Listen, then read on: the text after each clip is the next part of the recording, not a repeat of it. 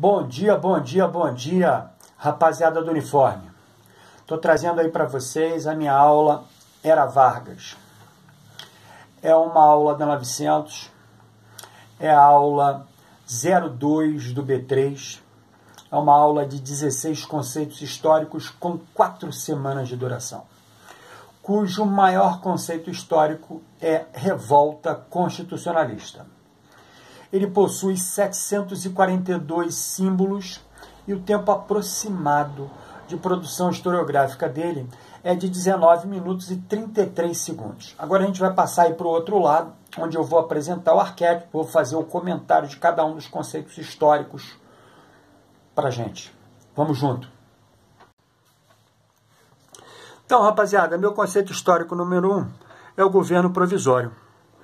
Com tropas militarizadas, liderada por Góes Monteiro, no sul, e Juarez Távora, no nordeste, as tropas da Aliança Liberal derrubaram o presidente Washington Luiz, em outubro de 1930.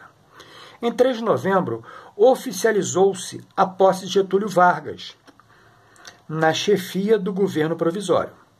Implantou uma política intervencionista na economia, mantendo a valorização do café por meio da compra da produção e da queima de estoques. Proibiu novas áreas de cultivo, incentivou o desenvolvimento do mercado interno e a produção de algodão e açúcar e cacau. Vargas havia nomeado interventores ligados ao movimento tenentista, em substituição aos governadores. Diretamente ligado a esse governo provisório, temos o conceito número 2, que é a revolta constitucionalista. Em abril de 1931, as elites de São Paulo organizaram oposição ao interventor do Estado, o tenente pernambucano João Alberto Lins e Barros, levando Vargas a demiti-lo em julho. Porém, não acalmaram os ânimos. Em maio de 1932, 4 estudantes conhecidos como Martins, Miragaia, Drauzio e Camargo, MMDC, acabaram mortos num confronto político com tropas do governo. Fato este que motivou um levante sob a liderança do ex-colunista e, naquele momento, general Isidoro Dias Lopes, que, contando com o apoio do novo interventor, Pedro de Toledo, formaram uma junta para exercer o governo estadual. Contavam com expectativas de adesão da elite, como voluntários e fornecendo, além de materiais bélicos, outros produtos. A classe operária, contudo, manteve-se distante. O desequilíbrio das forças levou o governo federal à vitória em outubro de 1932. Meu terceiro conceito histórico, o Código Eleitoral, em fevereiro de 1932, Vargas criou-o, cujo destaque coube à regulamentação do voto secreto, do voto feminino e da representação classista, ou seja, eleição de deputados que representassem os sindicatos oficiais. Além disso, foram marcadas para o ano seguinte as eleições para a Assembleia Nacional Constituinte. Vemos surgir, então, o meu quarto conceito histórico, que é a Constituição de 1934. Promulgada, contemplou o reconhecimento de alguns sindicatos, criação de leis trabalhistas como o salário mínimo, registro em carteira de trabalho, aposentadoria, férias e jornada diária de 8 horas de trabalho. Também estabelecia o voto direto para o Executivo Nacional. Entretanto, previa uma exceção. O chefe do governo provisório seria substituído por um presidente eleito pelo voto indireto. A vitória coube a Vargas, que em julho de 1934 iniciou o governo constitucional. Desse governo constitucional, eu apresento 2 elementos de tamanha importância para essa nova formação política no Brasil. Então, o meu conceito número 5 é a Ação Integralista Brasileira, a AIB. Partido político fundado em 1932 pelo escritor Plínio Salgado, que se inspirava no nazifascismo europeu e propunha um regime totalitário. Atacava a democracia liberal, o sistema de voto, o imperialismo e o comunismo. Defendia os valores tradicionais da sociedade brasileira sob o lema Deus, Pátria e Família. Suas tropas armadas, conhecidas como camisas verdes, praticavam isolados atos de militância. Tinham como saudação interna o verbete Anauê, que de origem tupi-guarani era utilizado na propaganda da AIB. E a outra vertente política, a Aliança Nacional Libertadora, ANL, em 1935, as correntes políticas socialistas e antifascistas formaram uma aliança que defendia uma reforma agrária, além da garantia de liberdades individuais, com nacionalização das empresas estrangeiras instaladas no Brasil e a criação de um governo popular. Seu presidente de honra era o ex-colunista Luiz Carlos Prestes. Vargas, na contrapartida, decretou sua ilegalidade. Essa medida provocou, em novembro de 1935, uma reação da ANL, conhecida como Intentona Comunista.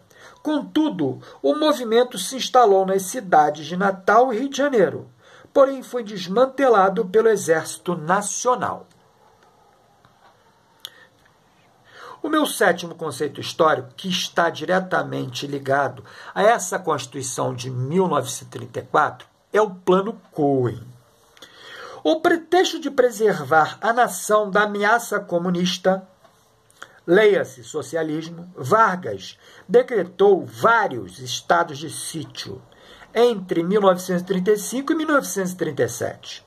Consequentemente, as eleições diretas para presidente da República, que ocorreriam em 1938, acabaram por ser canceladas, sob uma suposta alegação de a segurança nacional ter tido acesso a um plano comunista que tomaria o poder, mas que, na realidade, havia sido forjado por seus próprios assessores. Meu oitavo conceito histórico dessa aula, diretamente ligado a esse movimento, é o Estado Novo. Em 10 de novembro de 1937 foi oficializado pelo rádio. O presidente anunciou o fechamento do Congresso Nacional e a aprovação de uma nova Constituição para o país. A Constituição de 1937, a polaca. Como marca do Estado Novo varguista, o novo conjunto de leis, redigido por Francisco Campos, ministro da Educação e Saúde Pública, e responsável pela consolidação da imagem de Vargas como protetor da nação e pai dos pobres, era claramente de tendência fascista. Por isso, ampliou o poder presidencial, permitiu a destituição dos governadores e prefeitos, possibilitou a nomeação de interventores, legalizou a censura aos órgãos da imprensa e garantiu o fechamento de todos os partidos políticos. Notem que, implementado o Estado Novo, a Constituição de 1937, a polaca, vai dar margem para a consecução de vários outros movimentos históricos desencadeados por esse binômio. O primeiro deles, eu gosto de chamar a atenção para a insatisfação da AIB. Imaginando que seriam beneficiados pela política do Estado Novo, fato que não ocorreu, motivou os integralistas, em maio de 1938, a invadirem o Palácio do Catete, residência oficial do presidente da República, enfrentando os funcionários e assessores que lá trabalhavam, bem como o próprio presidente. Contudo, os rebeldes foram presos e alguns fuzilados. O líder, Plínio Salgado, foi exilado. Departamento de Imprensa e Propaganda, DIP, órgão criado no Estado Novo. encarregado de assegurar a censura aos meios de comunicação e de realizar propagandas a favor do regime. Além disso, divulgava a imagem de Vargas como líder e protetor da nação, incentivando o patriotismo.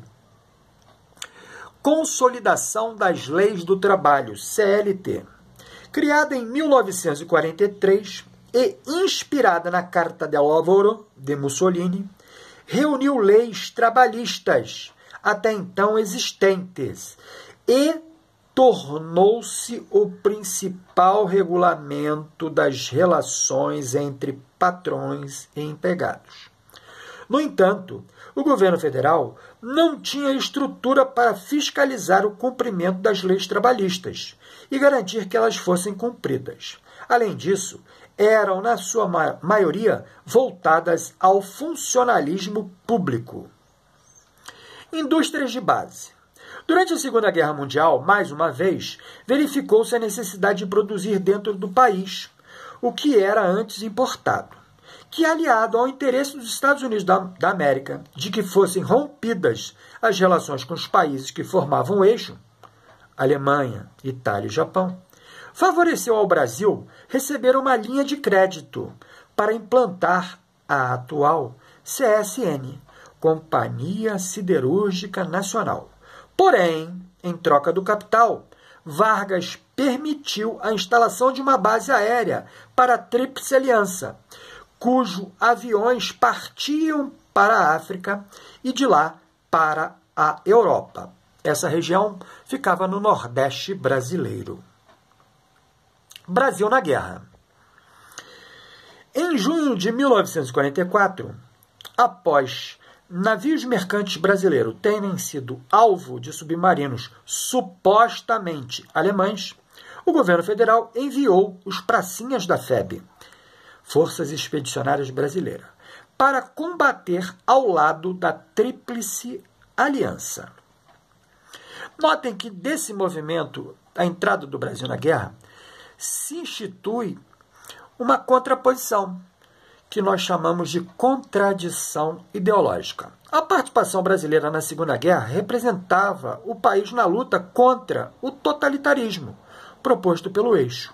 Contudo, internamente, ao mesmo tempo, aqui se vivia uma ditadura de características fascistas, fato que levou uma contestação por parte da elite, alijada do Executivo Nacional, e capitanear votos contra o sistema.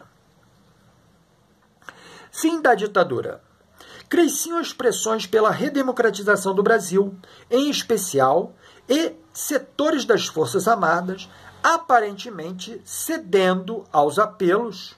Vargas marcou eleições presidenciais para dezembro de 1944. Legalizou o Partido Comunista do Brasil, PCdoB, e permitiu a organização de outros partidos. A União Democrática Nacional, UDN, que representava a burguesia industrial e financeira, o Partido Social Brasileiro, PSB, que reunia intelectuais de tendências socialistas, o Partido Social Democrático, PSD, que representava as elites regionais ligadas a Getúlio, e o Partido Trabalhista Brasileiro, que defendia o sindicalismo populista. Os dois últimos, criados com o incentivo do próprio Vargas, para reunir os setores sociais que o apoiavam.